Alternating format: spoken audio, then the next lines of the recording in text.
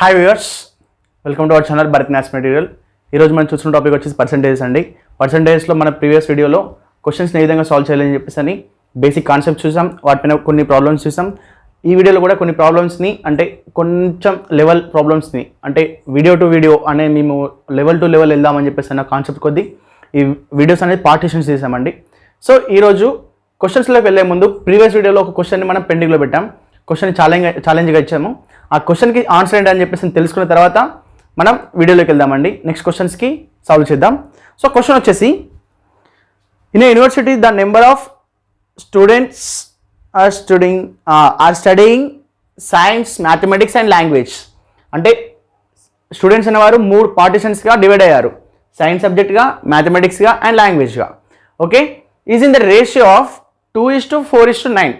2:4:9 అంటే in case of సైన్స్లో 2%, 2 మ్యాథమెటికల్లో 4, లాంగ్వేజ్లో 9 మెంబర్స్. రేషియో ఏమన్నాడు? సైన్స్, మ్యాథమెటిక్స్ అండ్ లాంగ్వేజ్ 2:4:9 రేషియోలో ఉన్నారంట. వీరిని if in case of students అనేవాళ్ళు 10%, 20%, 40% ఇంక్రీజ్ అయితే రెస్పెక్టివ్లీ సైన్స్లో, మ్యాథ్స్లో అండ్ లాంగ్వేజ్లో ఇలా ఇంక్రీజ్ అయితే మనకి న్యూగా వచ్చే రేషియో ఏ విధంగా ఉంటుందని అన్నాడు. జనరల్గా 10% అంటే మనం ఏం చేస్తాం? 1/10. 10%కి 1/10. 10+1 అంటే ఇంక్రీజ్ చేయడం అని అంటే 10 పార్ట్స్కి 1 పార్ట్ కంపల్సరీ కలపాలి. ఇన్ కేస్ డిక్రీజ్ చేస్తున్నాడు అంటే 10 పార్ట్స్కి 1 పార్ట్ని తీసేస్తే ఏమవుతుంది? 9/10 అవుతుంది. బట్ ఇక్కడ ఏం చేస్తున్నాడు? ఇంక్రీజ్ చేస్తున్నాడు కాబట్టి 10+1 అంటే 11/10. 20% అంటే 1/5. 1/5 it becomes 6/5. 40% 2/5 it becomes 7/5. 5 + 2 7, 7/5. 2 into science subject students 10% increase అవ్వాలి, which means we should multiply with the 11/10 only. 11/10. Next one 4 into here 6/5. 6/5. Next one 9. 9 into 7/5. 2 1s are 2 5s are 5 5 5 get cancel. 11. 6 4s are 24. 9 7s are 63. న్యూగా ఏర్పడే ratio ఏమవుతుంది? 11, 24, 63. 9 7s are 63, 6 4s are 24, 11. ఇది మన answer అండి. ఓకేనా? Science, maths, languages ఈ మూడిట్లలో 2:4:9గా ఉండేది. ఎప్పుడైతే మనం 10% ఇంక్రీజ్ చేశారో అంటే సైన్స్లో 10%, మ్యాథమెటికల్లో 20%ని, లాంగ్వేజ్లో 40% ఇంక్రీజ్ చేశారో కొత్తగా వచ్చే రేషియో ఏంటి అన్నాడు? 11:24:63గా కన్వర్షన్ అవుతుంది. ఇది మన ఆన్సర్. ఓకే, నెక్స్ట్ క్వశ్చన్ వచ్చేసి, sum of 2 numbers is 18/11th of second number అన్నాడు. Sum of 2 numbers is 18/11th of second number అన్నాడు. Then second number what % of first number అని చెప్పేసి క్వశ్చన్. తెలుగు వాళ్ళు చూడండి, 2 సంఖ్యల మొత్తము అనేది రెండవ సంఖ్యలో 18/11 అన్నాడు. 18/11 అన్నాడు. సమ్ ఆఫ్ 2 నెంబర్స్ ఏమన్నాడు? 18/11 ఆఫ్ సెకండ్ నెంబర్ అన్నాడు. సెకండ్ నెంబర్ అని చెప్పి క్వశ్చన్ 18/11 ఆఫ్ సెకండ్ నెంబర్ అన్నాడు. సో ఇక్కడ మనకి some of 2 numbers 18/11 of second number అని అంటే సెకండ్ నెంబర్ ఏంటి? 11 అని చెప్పేసి కన్సిడర్ చేయొచ్చు. Second number in case of 11 అయితే ఫస్ట్ నెంబర్ ఏమవుతుంది? పైన ఉన్నది సమ్ అవుతుంది. ఓకేనా? అంటే సమ్ ఆఫ్ 2 నెంబర్స్ అని అంటే 18 అనేది, సెకండ్ నెంబర్లో 18/11 అంటే 11ని సెకండ్ నెంబర్గా కన్సిడర్ చేయొచ్చు, ఆ సమ్ని 18గా కన్సిడర్ చేయొచ్చు. అంటే ఇప్పుడు మనం ఈజీగా ఫస్ట్ నెంబర్ని 7 అని రాయొచ్చు, సెకండ్ నెంబర్ని 11 అని రాయొచ్చు, వాటి సమ్ని 18 అని రాయొచ్చు. కానీ మనకేం అడుగుతున్నాడు? Second number is what percent of first number అన్నాడు. సెకండ్ నెంబర్ అనేది ఫస్ట్ నెంబర్లో ఎంత పర్సెంటేజ్గా అడుగుతున్నాడు. Second number is what percent of first number అని చెప్పేసి క్వశ్చన్. సెకండ్ నెంబర్ ఫస్ట్ నెంబర్లో ఎంత శాతం అని చెప్పి question.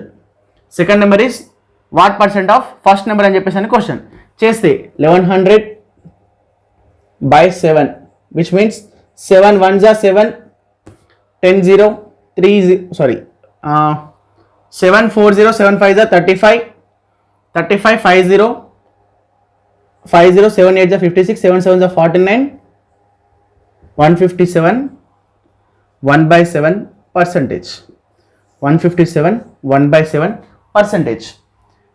If in case of అదే క్వశ్చన్ని మనకి what percent of first number in second number అంటే మళ్ళీ ఆన్సర్ వేరుతుంది. What percent of first number in second number అంటే what percent of first number in second number అంటే ఫస్ట్ నెంబర్లో అంటే ఫస్ట్ నెంబర్ అనేది సెకండ్ నెంబర్లో ఎంత శాతం అన్నాడు అనుకోండి. 7/11 into 100, 700/11, 11 6 66, 40 11 3 33, 7/11, 63 7/11 పర్సెంటేజ్ అని ఆన్సర్ అవుతుంది. ఇన్ కేస్ ఆఫ్ ఇది ఎప్పుడు ఫస్ట్ నెంబర్ ఇన్ సెకండ్లో అడిగితే హియర్ ఇది సెకండ్ ఇన్ ఫస్ట్లో అడిగితే అంటే సెకండ్ నెంబర్ అనేది మొదటి సంఖ్యలో అడిగినప్పుడేమో ఆన్సర్ ఇది అవుతుంది. In case of first number and second నెంబర్లో అడిగితే ఆన్సర్ ఇది అవుతుంది. ఓకే, ఈ రెండు క్వశ్చన్స్ని కూడా మనం ప్రొవైడ్ చేద్దాం. అది చూడండి అక్కడ క్వశ్చన్స్ని. సెకండ్ క్వశ్చన్ వచ్చేసి క్వశ్చన్ ఏమంటున్నాడు, the difference between two numbers is 30% of second number అన్నాడు, 30% ఆఫ్ లార్జర్ నెంబర్ అన్నాడు. 30% of larger number. If smaller number is 21, larger number is అని చెప్పేసి క్వశ్చన్. అంటే రెండు సంఖ్యల మధ్య భేదము పెద్ద సంఖ్యలో 30% ఉంటే చిన్న సంఖ్య 21 అయినచో పెద్ద సంఖ్య ఎంత అని చెప్పేసి క్వశ్చన్ అండి. ఇప్పుడు దీనికి మనము జనరల్గా చూద్దాం. Smaller number, larger number. Smaller number A అనుకుంటున్నా, లార్జర్ నెంబర్ బి అనుకుంటున్నా.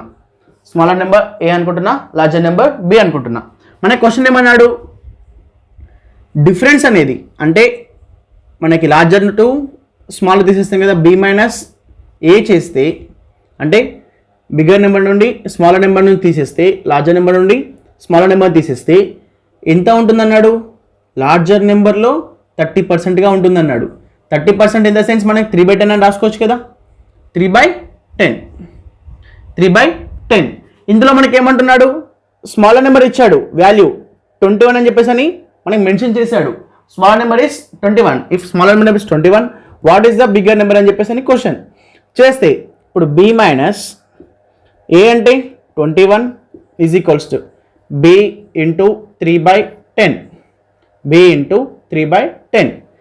ఇఫ్ 10 ఇటు వస్తే 10b minus 210 is equals to 3b, 3b 10b minus 3b is equals to 210, 7b is equals to 210, b is equals to 30, 7 1s are 7 30s are. b అంటే larger number 30 అని చెప్పేసి అని అర్థం.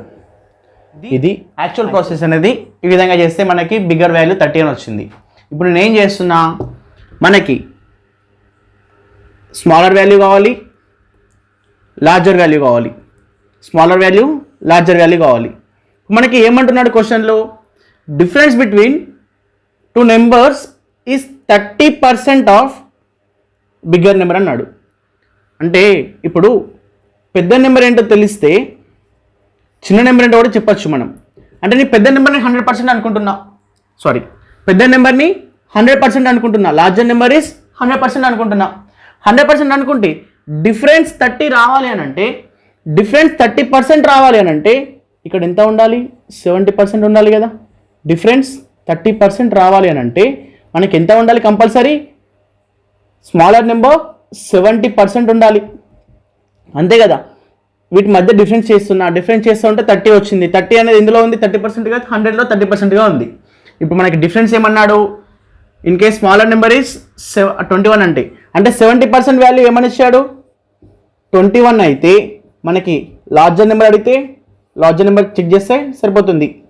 7 1 జా 7 3 జా 0 0 ఒకటి క్యాన్సల్ 7 1 జా 7 3 జా 3 × 10 30 3 × 10 30.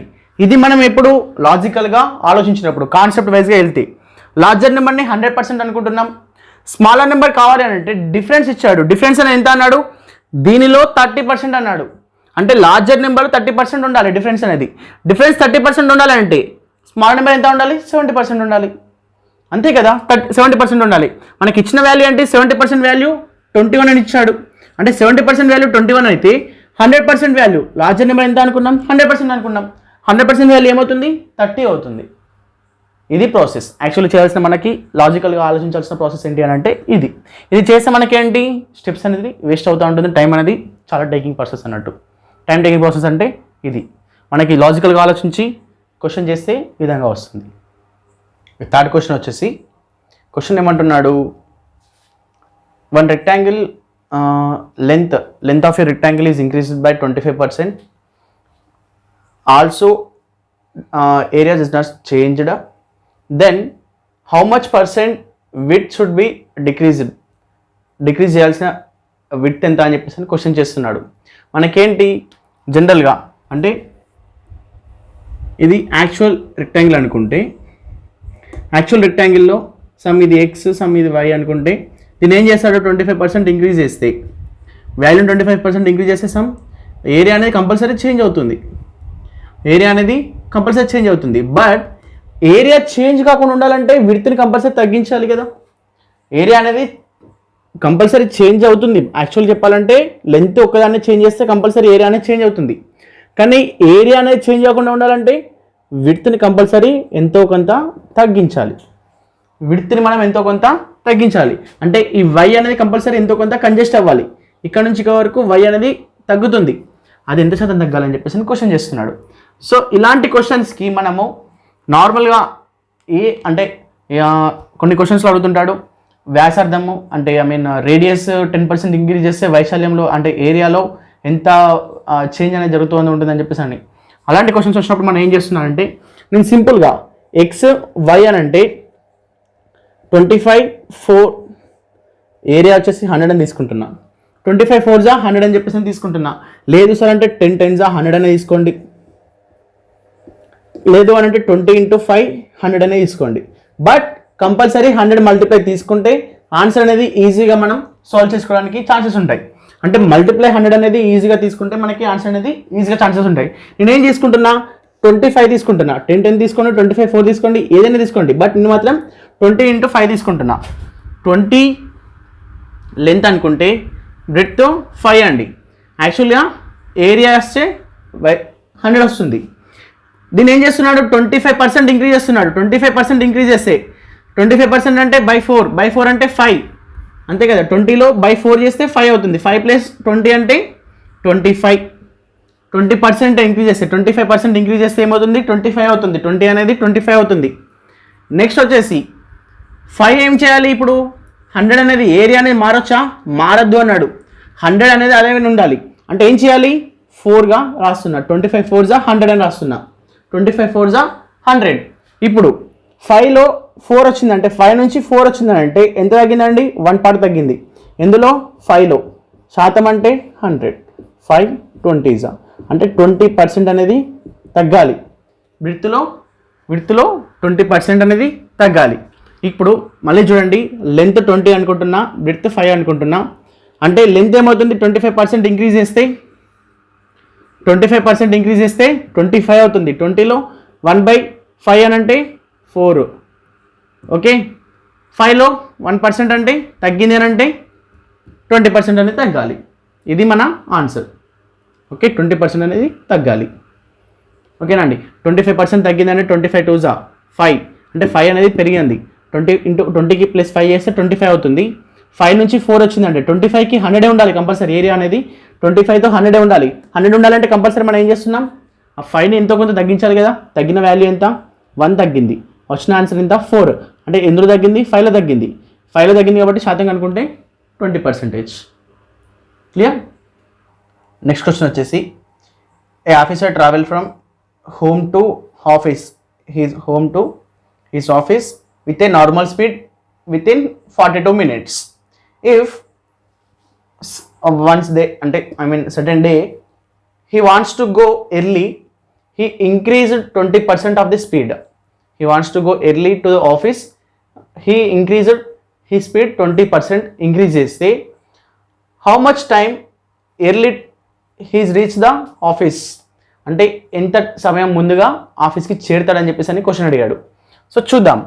జనరల్గా స్పీడ్, డిస్టెన్స్, టైం 3 ఇన్వాల్వ్ అయ్యాయి కాబట్టి నేను ఒకసారి ఫార్ములా ప్రకారం చేద్దాం, తర్వాత లాజిక్గా ఆలోచించి లాజిక్గా చేద్దాం. ఇప్పుడు speed is equals to distance by time. Speed is equals to distance by time.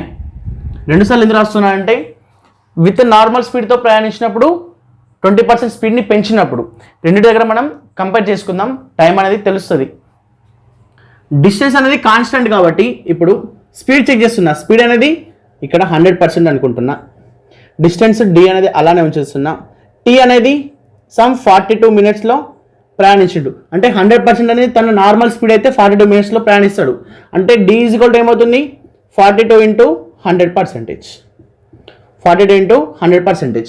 Next one, ఇక్కడ స్పీడ్ ఏమవుతుంది, 20% ఇంక్రీజ్ చేశాడు, అంటే 100కి 20% ఇంక్రీజ్ చేస్తే 120% అవుతుంది. డిస్టెన్స్ అనేది సేమ్ డిస్టెన్స్ ఉంటుంది. అతను స్పీడ్గా వెళ్ళినా నెమ్మదిగా వెళ్ళినా కూడా డిస్టెన్స్ అనేది మార్పు అనేది ఉండదు, కానీ టైం అనేది కంపల్సరీ మార్పు ఉంటుంది. ఆ టైం అనేది ఎంత అనేది మార్పు తెలుసుకోవాలి. ఇప్పుడు డిస్టెన్స్ అనేది టైం అనేది మనం తెలుసుకుంటున్నాం. డి ఈజ్ ఈక్వల్ ఏం రాయొచ్చు, 120% ఇంటూ టీ అని రాయొచ్చు. ఇక్కడ డి వాల్యూ సేమే, ఇక్కడ డి వాల్యూ సేమే, అంటే ఇక్కడ డిస్టెన్స్ సేమ్ కాబట్టి 100% into 42 is equals to T into 120. 0 get cancel, 6 7s are 6 2s are 2 1s are 2 5s are. T is equals to 35. యాక్చువల్గా 120 స్పీడ్తో వెళ్తే టైం ఎంత పడుతుంది, 35 మినిట్స్ టైం పడుతుంది. 35 మినిట్స్ పడుతుందంటే యాక్చువల్ అయితే 42 మినిట్స్. 120 స్పీడ్తో వెళ్ళినప్పుడు 35 మినిట్స్ పడుతుంది. అంటే ఎన్ని నిమిషాలు ఎర్లీగా వెళ్తున్నాడు, 7 మినిట్స్ ముందుగా వెళ్తున్నాడు. 7 మినిట్స్ ముందుగా వెళ్తున్నాడు. ఇది ఎప్పుడు ఫార్ములా ప్రకారం వెళ్తే ఇదంతా చేయాలి. బట్ ఇదంతా కాకుండా కాన్సెప్ట్ వెళ్ళాలంటే ఏ విధంగా చేస్తున్నా అంటే స్పీడ్ అండ్ టైం. ఇప్పుడు స్పీడ్ అనేది 100% ఉంటే అతనికి ఎంత సమయం పట్టింది, 42 మినిట్స్ పట్టింది. 42 మినిట్స్ పట్టింది. స్పీడ్ అనేది ఏమవుతుంది, పెరుగుతుంది. 120% పెరిగింది, అంటే ఇక్కడ మనకి ఇది కూడా పెరగాల, 20% పెరగాల, పెరగదు. ఎందుకనంటే స్పీడ్ అనేది ఇన్వర్స్లీ ప్రపోర్షనల్ టు టైం ఉంటుంది. స్పీడ్ పెరిగితే టైం అనేది తగ్గుతుంది, టైం పెరిగితే స్పీడ్ అనేది తగ్గుతుంది. ఓకేనా? సో ఇవి రెండు ఈక్వల్గా ఉండవండి, అంటే డైరెక్ట్ ప్రపోర్షనాలిటీ ఉండవు. ఈ విధంగా రాసుకున్నాక చాలామంది చేస్తారు. ఇప్పుడు క్రాస్ మల్టిప్లికేషన్ చేస్తూ 120 ఇంటూ 42/100 రాస్తారు అనుకోండి, ఆన్సర్ చేంజ్ అవుతుంది. 0 గెట్ క్యాన్సల్, 2 5s 2 6 42 6 అంటే 240 232/5 చేస్తే 5 4s 5 6 సమ్ ఈ ఆన్సర్ వస్తుంది. ఇది అనేది మనం చేస్తే వెళ్తే ఇప్పుడు చూడండి 42కి 46 వచ్చిందనంటే అతను స్పీడ్ పెంచితే ఇంకా టైం తగ్గించాలి కదా, అతను ప్రయాణించే దూరం అనేది తగ్గాలి, అంటే టైం అనేది సమయం అనేది తగ్గాలి. కానీ తగ్గట్లేదు, పెరుగుతుంది. ఎలా, క్రాస్ మల్టిప్లికేషన్ చేస్తే. అలా కాకుండా 100 ఇంటూ 42/120 అంటే ఎప్పుడైతే ఇన్వర్స్లీ ప్రపోర్షనాలిటీ ఉంటాయనే కండిషన్స్ వస్తాయో అప్పుడు మనం ఏం చేయాలి, కంపల్సరీ డైరెక్ట్గా మల్టిప్లై చేయాలి. 100 into 42/120, 2 5s 2 6s 6 1s 6 7s, which means 35 minutes of time పడుతుంది. 5 7s 35 మినిట్స్ ఆఫ్ టైం పడుతుంది. మనకి క్వశ్చన్ ఏంటి, ఎంత ఎర్లీగా ఆఫీస్కి రీచ్ అవుతాడని క్వశ్చన్. ఎర్లీగా ఆఫీస్కి రీచ్ అవుతాడంటే తేడా ఎంత అండి, 7 మినిట్స్కి ముందే ఆఫీస్కి రీచ్ అవుతాడు. 7 మినిట్స్ ముందే ఆఫీస్కి రీచ్ అవుతాడు. ఆన్సర్ ఏంటి ఇప్పుడు మనకి 7 మినిట్స్. ఓకే, ఇది ఆన్సర్. నెక్స్ట్ క్వశ్చన్ వచ్చేసి the ratio of the number of boys to that of girls in a school is 4:1. బాయ్స్కి గర్ల్స్కి రేషియో ఎంత అన్నాడు, 4:1 అన్నాడు. If 75% of boys and 70% of girls are scholarship holders అన్నాడు. అంటే ఇందులో 75% అండ్ ఇందులో 70% ఆఫ్ బాయ్స్ స్కాలర్షిప్ హోల్డర్స్ అన్నాడు. అయితే నాన్ స్కాలర్షిప్ హోల్డర్స్ ఉంటారు కదా, అంటే who do not get scholarship ఉంటారు కదా, అంటే స్కాలర్షిప్ పొందిన వాళ్ళు ఉంటారు కదా, వారు మొత్తంలో ఎంత శాతం అని చెప్పేసి క్వశ్చన్, హౌ మచ్ పర్సెంటేజ్ అని చెప్పేసి క్వశ్చన్ అడుగుతున్నాడు. సో నేను ఏం చేస్తున్నా, ఇప్పుడు 4కి 75% అని కనుక్కోవడం కంటే అండ్ 1కి 70% కనుక్కోవడం కంటే సింపుల్గా నేను ఏం చేస్తున్నా అంటే 4ని 400గా, 100ని 1ని 100గా రాస్తున్నా.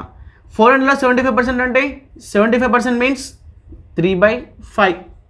3/5. 75% means 25 3s are 25, 4s are 3/4, 4 1s are 400s are, and 100లో 70% అంటే 7/10. 0 0 get cancel. 300 and 70. 370 వీళ్ళెవరు? Scholarship holders. ఇలా కాకుండా డైరెక్ట్ స్టెప్ కూడా చేయొచ్చండి. ఇక్కడ 400లో 75% ఎవరన్నాడు? స్కాలర్షిప్ హోల్డర్స్ అన్నాడు. మనం నాన్ స్కాలర్షిప్ హోల్డర్స్ అనుకోవచ్చు కదా. 75% స్కాలర్షిప్ హోల్డర్స్ అయితే రిమైనింగ్ 25% నాన్ స్కాలర్షిప్ హోల్డర్స్. 25% అంటే 1/4. 100 ఇంటూ ఇక్కడ ఎంతమంది అన్నాడు? 70% ఎవరు అన్నాడు? Scholarship holders. అంటే ఇక్కడ 30% ఎవరు ఉంటారు? నాన్ స్కాలర్షిప్ హోల్డర్స్ ఉంటారు కదా. అంటే 3/10. 0 0 గెట్ క్యాన్సిల్.